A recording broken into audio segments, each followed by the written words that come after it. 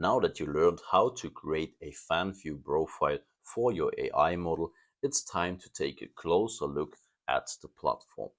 And in this lection, we will talk about the settings of the backend of your Fanvue profile, what kind of settings exist, and which are the most important parts at that backend.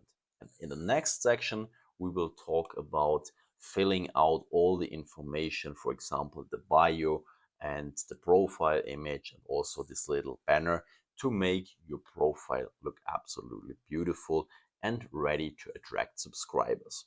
With that being said, let's have a look onto my screen. As you can see, I'm already in the back end of Fanvue, the profile we just created of Stacy. And as you can also see, I just uploaded a profile image. I actually just wanted to test it, but it's actually not possible to remove it. That's why we already have a profile image of Stacy, but I will also show this in the next lection how you can do that together with the banner. So no worries, we will come to that later. Good. If you look here on the right side, you see the earnings section. We see all the numbers regarding what we earn or spend on the platform. But as the profile is totally new, there are no numbers. But keep that in mind for the future.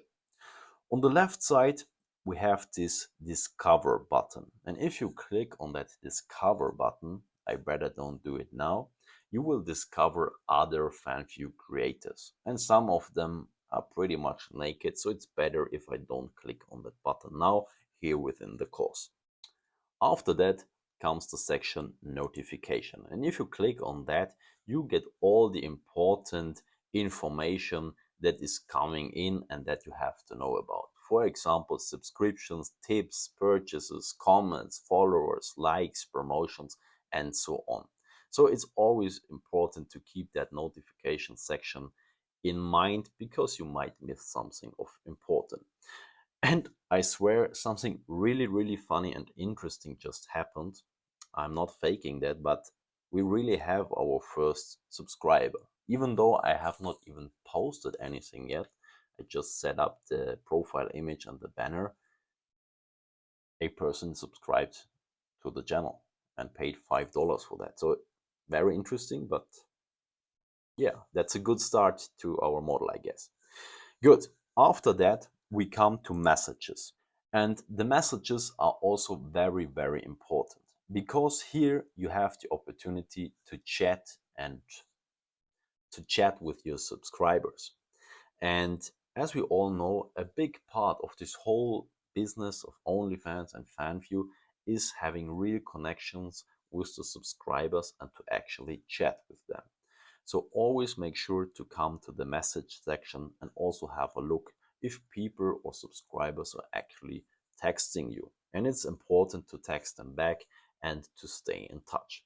At one point, if you have thousands of subscribers, it may make sense to implement a person to answer all your messages, but this is nothing for the start. After that, here in the settings, we come to Vault.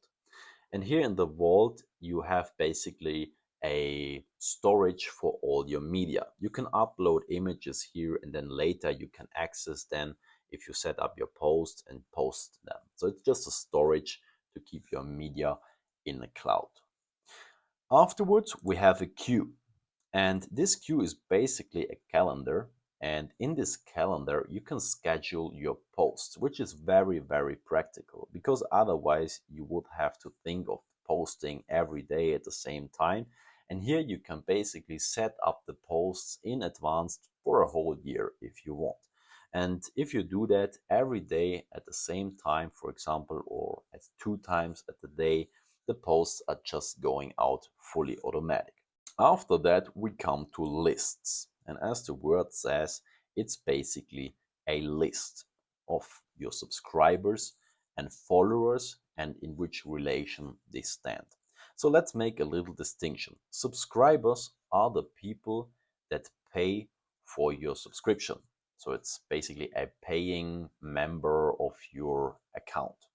And followers are people who just follow your account for free, but they will just see the public posts. We come to that later again, but keep that in mind. And it's really stunning. We have a first subscriber. I have no idea how that could happen, but it's nice. Good. Then we have people on non-renewing. That means that these are maybe active subscribers, but as they are non-renewing at the end of the month, the subscription will end. And then we have auto-renewing. For example, the subscriber I just gained is on auto-renewing. And that means at the end of the month, the subscription will automatically be extended. And then we have expired subscribers. These are people who subscribed to your account in the past and then they canceled. And you have them here in a list. And as you can see here on the right, you have a possibility to text exactly these people. For example, you could send messages to ex-subscribers to try to get them back by sending them promotions or something like that. Then we have free trial subscribers. As the word says, it's also possible to do a free trial for your account. And then here in this list, you will find all the people that subscribed to your account basically for free. And then in the end, we have people that spend more than $50. So these are basically your cash cows. Let's call it like this.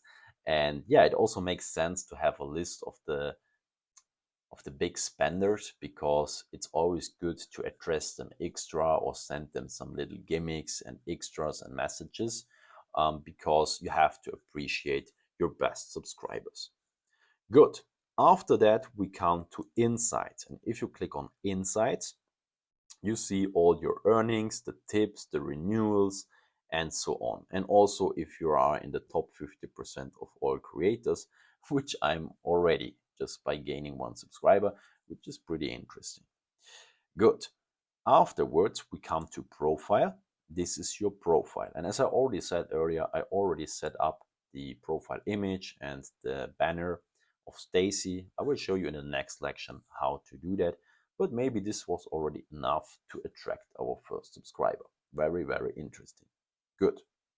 Then here you can edit the profile. This is what we do in the next lecture. You can start promotions and also insights, but I come back to that in a minute. I just want to finish first here the last part. If you click here on settings, you see that there are plenty of other settings opening up. For example, about your account, creator settings, where you can put the price for your subscription and bundles and so on.